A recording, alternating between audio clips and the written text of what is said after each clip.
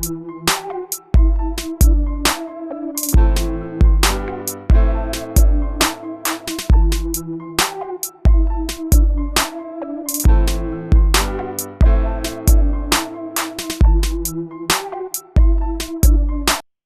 ku Progen Media TV yonna gy'osinziira tukwebaza okubanga ku mukutu kwoli okubanga tukuwa ebigenda maaso ku social media n'ebifa mu ggwanga.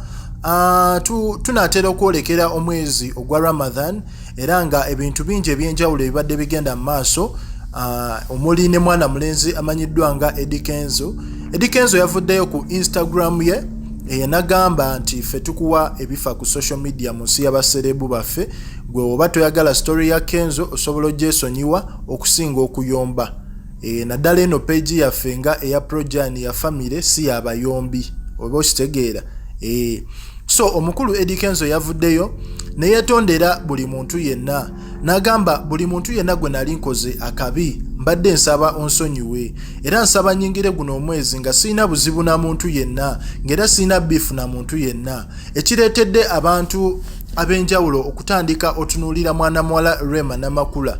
Kwaffe natukimanyi nti ebintu bingi Kenzo bye yakola Rema, weewaawo ne Rema alina bye yamukola, naye nga abantu abasinga bacriticinga nnyo Kenzo ku nsonga ya Rema ne bagamba nti waawo kirabika Eddie Kenzo yavuddeyo era ne yeetondera omukyalo oyo amanyiddwa nga Rema Namakula, naye oyinza obutakonsideringa Rema yekka, mwalimu n'omwami amanyiddwa nga Aziza Zion kubeera balina ensonga zaabwe zitanaggwa, naye ye yavuddeyo ne yeetondera buli ssekinnoomu obaani n'asaba okumusonyiwa asobole okubanga yenyiga mu kisiibo kino nga talina buzibu na muntu yenna era nga ali mu ddembe okubanga Allah ng'omuntu nga Katonda asobola okubanga awulira essaala ye.